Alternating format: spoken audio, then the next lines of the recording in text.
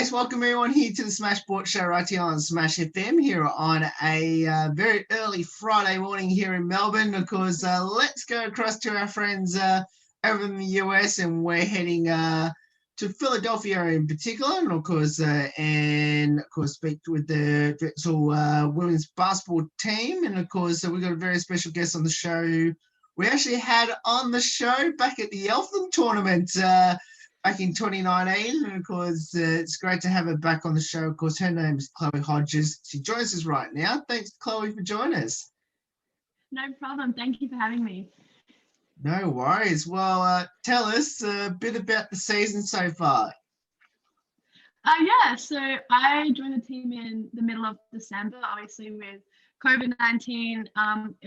Had some difficulties with my visa, etc. So missed a lot of the preseason, but glad I got here before we started conference play in early January. And right now we're sitting, I think, 6-2 in conference, and we play back-to-back every weekend. So we're playing Saturday, Sunday for CAA play, which is pretty tough going back-to-back, but we're getting it done, and we're almost through now. We've got about a month to go, and then we're back into CAA post-play as well.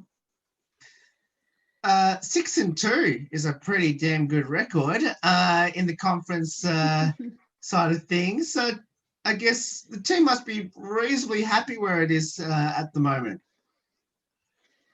For sure. I mean, I think we're sitting second on the ladder, and I think the team above us has played about 12 games, so they haven't really been shut down by COVID at all. So the ladder is really dependent on how many games people have missed due to quarantines and etc. So we're just happy that we get to play as much as we can, and we're just taking this season for what it is, really. And how many games have been played, and obviously it seems like your teams have been affected by postpone and cancellation due to COVID, and especially while COVID's been taken on hold over there in the US. I guess, how difficult has that been? And do the teams sort of take things now week by week or day by day, depending on the situation on the team that you're versing? Yeah, so personally, our squad gets tested every single day. So we get tested every day. Some schools get tested 3 or 4 times a week, dependent. But as soon as someone gets a negative test on any team, they get shut down 14 days, and then their games for those 14 days are postponed. But really, we don't really have much time to reschedule them. So they're normally cancelled with not much hope of getting rescheduled. I guess, how has the team sort of coped with that? Like, when there's a calculation, is it just, all right, we'll just have to move on to the next game? Yeah, for sure. I mean, we have to be really adaptable with this season and pretty flexible. Not a lot is really in our control except for what we can do.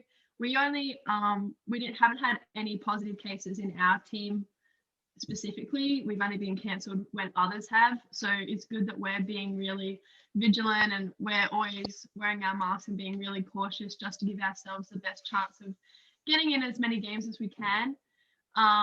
But yeah, it is tough, and we've just got to, be easy and adaptable and ready to move on to whoever we're playing next. You mentioned about face masks just a moment ago. Obviously, you come from a city and a country that barely has any of that. Of course, over there in Adelaide, that obviously no cases have happened for quite a while. I guess how difficult it's pretty much gone from a location that has barely any at all and no face mask to a city that has, obviously the virus has taken a lot more on hold there. Yeah, I mean, definitely when I got here at the start, it was tough, just adjusting, and little things that I hadn't had to think about at home, I had to think about here in terms of the virus. So I think I'm pretty used to wearing a mask now. It's just a standard practice now, and a lot is still shut down here, so it's not really normal campus life, college life, but we're getting through it, and FaceTime's the best. Now let's at least get back to basketball side of things. How's the preparation like going to this week's game? Good. So we had a cancellation last weekend against Hofstra. So we've actually had a weekend's break, which I think was needed by all of our players and staff. I think we were kind of feeling a bit run down and exhausted. So I think that break actually came at a good time for us. And this week is actually our rivalry week. So we're playing Delaware, who are our rivals. So we're playing Friday, Sunday, which is 1 versus 2, which should be 2 great games to play in. How much emphasis is to try to beat your rivals, Delaware, and obviously try to snatch the top spot from them? I mean, it's huge. I think they've obviously played a lot more games than we have, and so they have really gelled a lot more and had a lot more opportunity to really get used to playing with each other and stuff like that. But we are really strong, and we're a very cohesive group. So hopefully we just all play for each other and it'll get us over the line back to back. Would be nice. Now, let's talk a bit about your coaching staff there. Tell us how special they've been. Yeah, obviously moving from the other side of the world at such a young age has been tough, especially because I've never lived out of home. So that was a really tough adjustment for me. And we have an all-female staff, which is actually really great. It's just, I really enjoy it personally. And we're all a really close group. Amy Mallon, our head coach, is actually her first year as our head coach. She's been an associate assistant for many, many years. So she's stepped up into this head coaching role now, which is good, fresh face, in charge of the program, which is nice. And we've also got a couple of other coaches coming in this year, and they've all been really great in helping me adjust. And I need a second family over here with my family so far away, and they really provided that for me, which is great. You mentioned it's an all-female coaching staff, which is probably one of the very few teams that have that over there in the US college system.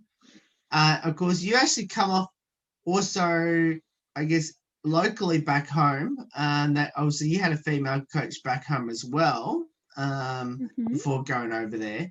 I guess what makes it special to have, especially an all-female coaching staff? What does that mean to you?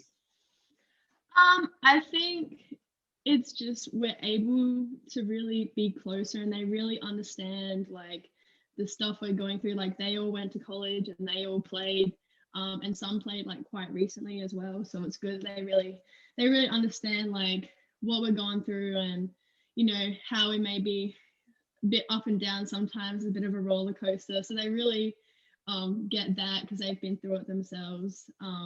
And yeah, it makes us a tighter group, and that's really what we need coming into this season, especially where things are so unpredictable. We really need that closeness. And having that all-female staff really provides that. Now, let's talk a bit about the actual team itself. Now, of course, obviously we mentioned that you're a freshman there. I guess, is there any other freshmen in your team? Yeah, so there's 4 of us that are in my class, so myself and 3 others. And I'm one of 2 internationals. We have a junior who's also a Canadian girl, and then myself. I'm actually the first Australian women's basketball player at Drexel, so that's something pretty special to have under my belt. But yeah, so there's 4 of us in the class. Obviously, the other 3 are American, so they were able to get here pretty easily at the start of the preseason. But we all live together, and it's great. We have a great group. And I guess on the opposite end, of course, I'm assuming you got some seniors in the team as well, which would be their final year if it was any other year. But of course, they do get an extra year like everyone else because of the pandemic. You must well tell us who they are and have the team try to convince them to stay in Philly. Yeah, so we have 3 seniors on our squad right now. Mariah Leonard, Kayla Bacon, and Hannah Nihill. we have tried to do some convincing, yes, but we're really not sure how it's going to play out until the season's over. And depending how we finish, depending what we do at the postseason, I think will be a really big factor whether, they want to go out on a win or whether we fall short and they want to come and do it all again. I think that'll be a big deciding factor at the end of the season. Now, you mentioned about, I guess, especially the scenes and all that, and obviously you mentioned about the freshmen that, of course, you all lived together there. Mm-hmm. I guess tell us about the bond with your 3 other freshmen. I mean, obviously it's pretty. It's a great bond that we have. I mean, we all live together, so it's something that's really irreplaceable, and we can't really have that with anyone else. So it's good that we have our little pod, our little group, that we're all going through the same freshman struggles as each other, and the highs and the lows, we normally ride them together. So yeah, it's been good to have that, and we're all adjusting, getting there slowly. Now, let's talk a bit about your basketball journey. Where did it all start and why did you choose it? So I actually started playing for my school, my primary school, when I was about 8 years old. And I was just playing in our local school league. And then one of the referees actually was Jodie Bell, who coached the under 10 girls at West Adelaide. And she handed my mom a flyer and she's like, take Chloe out to these trials on Sunday. I'm coaching this team. Like, she'd love it. And my mom's like, okay. So I went out there. Made the Division 1 team with actually like 2 other girls who we went through all the way through 18s together, which was something like really special. And it just started from there. Just under 10s with Jodie was the best time. Made it super fun and something that I knew I wanted to do from there. Now, you mentioned about West Adelaide, which, of course, we had a very amazing opportunity to enter your team, or also you and a couple of your teammates as well as me and the whole team at the Eltham tournament back in 2019. I guess tell us a bit about that team in particular and what made that team so special throughout, I guess, the 2019 season. I mean, we had a team with a lot of potential that year, and I think that team had the most potential out of any of the teams I was on in my juniors to win the whole thing. And I think we knew that, which we were really competitive. We wanted to win. We wanted to get it, especially the top ages. Like in our last year, I think that was something really special. We wanted to go out with a win, coming from a team who in under 12s, 14s were really sitting mid-bottom of the ladder, to get some new people and some fresh faces and to develop what we already had, to come into a top 2 team in top age and finish second at a national tournament, I think was something pretty special. And having Morgan as our coach was really great. I mean, she really pushed us and knew how to relate to us. So we really got the best out of ourselves that year. Now, it'd be amiss of me to ask this question to you, Chloe. Now, of course, as we mentioned, we did interview you and 2 your other teammates after I think it was almost the last game of the day at the Eltham tournament. I guess number one, were you surprised that we interviewed you and a couple of your teammates, and how do you think it all went? I mean, that tournament was probably one of the top 3 tournaments I've played in my entire junior career. It was probably one of the best weekends basketball-wise that I've ever been a part of. And yeah, I don't think we really surprised ourselves with how far we went that weekend. We just kept winning in close games. Like we dug ourselves a hole every game, like 12, 15 points down, and somehow we came back on top by about 2, 3, 4 points every single game. And I think at the end we were all just shocked, like, how did we do that time and time again? But it really was the story of our year following that tournament as well. We were really the comeback queens that year, and we faced a lot of adversity in different areas. So I think that tournament really paints the picture for what our year was that year. Well, also, I think we pretty much just covered your highlight, one of those at least. So I'll move on to the next question, which is, if you had a preferred position where you love to convince your coaches to put you at Philly, where would that be? Well, right now I'm really playing more of a big, but I'd love to stretch myself to like a 3, like a wing, a stretch 4, something where I can use like my athleticism as well as my height in that sort of position. But I'm pretty easy. I mean, wherever they need me, I'll go. I'm pretty versatile and easy with that sort of thing on the floor. What does the sport of basketball mean to you, especially being there at Drexel?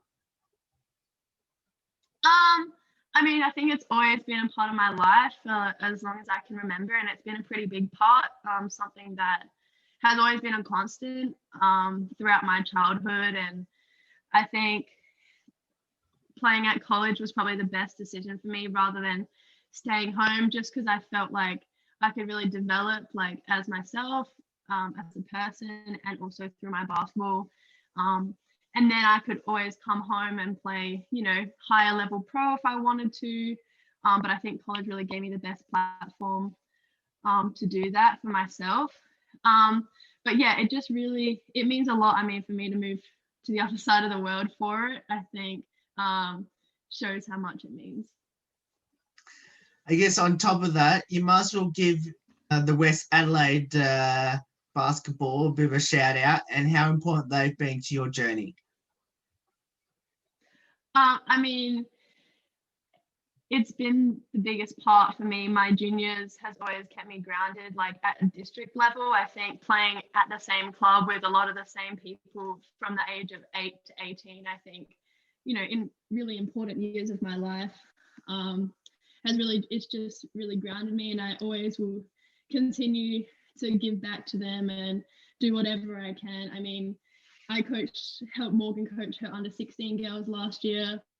So just little things like that and doing camps and stuff. I mean, the organization is somewhere I would never play anywhere else in Adelaide. I think it would be a crime. I would never forgive myself. But yeah, they've really just been so momentous in my journey as a basketball player, for sure. Do you have any future ambitions in the sport of basketball post-college? Even though I know you still got about 4 to 5 years left there in college. I mean, yes, in a way. I think at this stage, I mean, I don't want to close myself off to options, but if I did play pro, probably would come home and play WNBL, NBL1, that sort of thing. Obviously, every basketball player has aspirations of playing for the Opals. I think that's like a really high goal, but something that's definitely not impossible. And I think, as I continue to develop here and at home, I think, just playing at a really like high pro level is something that I definitely aspire to do. Yeah. And what would be your advice to our listeners and viewers back home should get involved in basketball, especially down there at West Adelaide?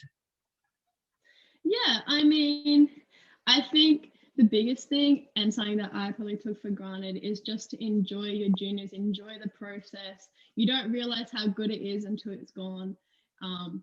And just all the fun stuff like Friday nights playing and all the tournaments and that sort of thing is something I really took for granted as a junior, and I would relive those days in a heartbeat.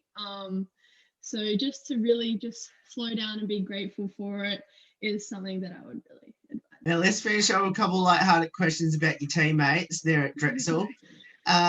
Firstly, who had the most embarrassing moment on the court this season and what was it? We have a few people who like to talk a bit of smack on our side and on the other side. So I think that is just a hilarious thing and is a bit embarrassing sometimes to be a part of. I kind of turn the other way. But yeah, I think definitely in the heat of the moment, we say some pretty embarrassing things. Any comedians in the team we should know about? Definitely Maura Hendrickson. I think she is hilarious. She just comes up with new things every day at practice in the locker room that just makes you turn around and go like, oh my goodness, why did you say that? Like just things that make us laugh and smile, and we really need that during this time as well, just to keep ourselves happy and energetic. And any good singers and dancers we should know about, or just into their TikToks? I think we're all into our TikToks. It's a daily occurrence in our locker room. We actually have a little spot where the phones go, we stand back, we learn a new one, especially on game day. So I think that's something that we all like to do for sure. Okay, so I need to follow up with this question then. What was the recent one that you did just recently? We've done a few singing ones, if I'm quite honest. Just a few a cappella sort of things, which none of us can really sing, so it is quite fun to watch for sure.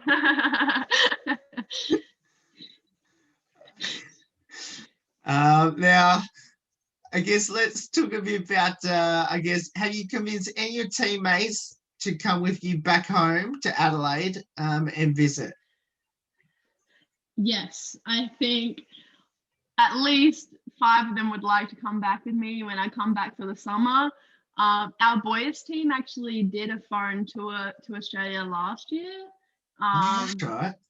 But they didn't come down to Adelaide, so I think a few of them would like to come down with me as well. I mean, I talk it up pretty much. It is the best place in the world. So I would love for them all to see it, and love for us to go on a foreign tour, when all of this clears up back home. I think that would be the dream for sure. How's the Australian accent going? Has anyone in the team tried to put the Australian accent on, and how's that going? For sure. At the start, I mean, I don't really notice it on myself, but when I go out and I speak to people, they're like, where are you from? Like that's not an American accent. Where are you from? So I always, get that sort of thing, which is nice, and it's something funny and it's a talking point. It's always my fun fact. So it's good that I always have that up my sleeve for sure. And has any of your teammates tried to mock the Australian accent? And I'm assuming that by all the ones I've done in the past over there in the States, that they all sound a bit British. Who's done it better?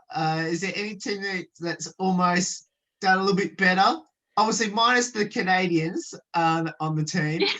But has any of the American side ones done a little bit better? You know what? To be honest, all of them that I've tried have been terrible. I couldn't give the title of the best one to any of them. They need a bit more work, I think. Now, I always ask this question when I've had Aussies that are currently over there in the States.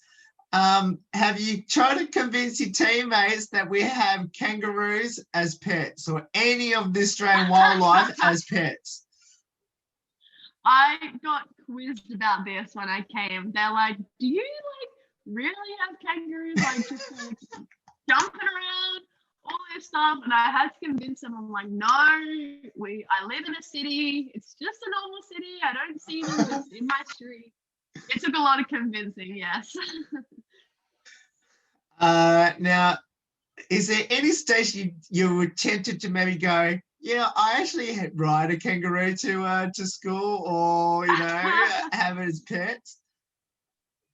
I mean, no, I haven't really tried to convince them. I have said some little things like, just take a whole scoop of the Vegemite. It won't be bad.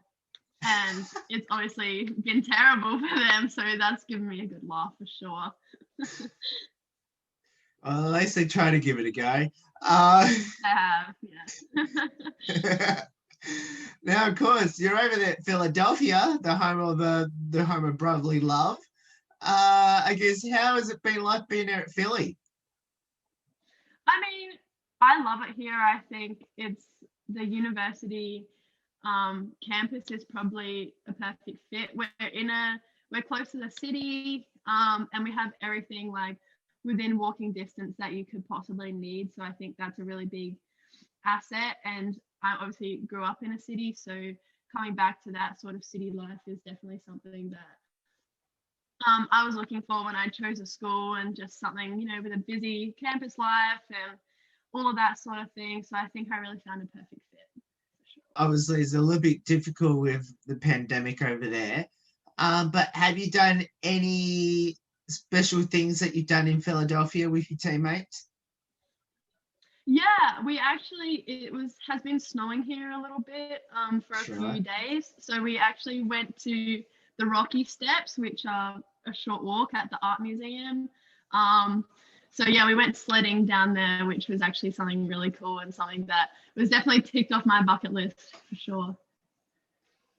We'll finish off with these last two questions, which is there anyone on the team that are just plainly forgetful?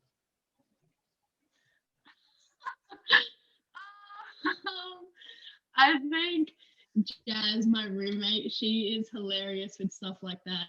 She is just so funny and forgetful and little things like that. Yeah, for sure, Jazz. And one last one. Do you have a pre-game superstition or ritual? I do nothing too crazy. I mean, I always, you know, the standard, I always put my left shoe on before my right, but also on court when we do stretches and stuff, I always do the same number. Like I do 5. I'm number 5, but always through my whole juniors, I do 5. So 3 on one leg, 2 on the other. I don't know, it's just always been my thing. So yeah, number 5 for sure in stretches and stuff. Well, Chloe, thank you so much for getting up your time to join us. It's awesome having you on the show. It's been a while since we last had you on the show, which was 2 years ago. But it's great to have you back on the show. We'll hopefully be coming over to Philadelphia sometime once the borders open up again. And best of luck for the rest of this season, especially that big rivalry coming up this coming weekend against Delaware. And let's hope you can beat them both times, of course, in the doubleheader, and get yourselves back at the top of the conference by the end of this weekend. Yes, thank you so much for having me. It's always a pleasure. No worries. And that's Chloe Hodges there from the Drexel women's basketball team. Of course, if you want to follow them throughout the rest of this season, with only just about a month left before the postseason, of course, we'll put all the details up on our social media with this interview a bit later on.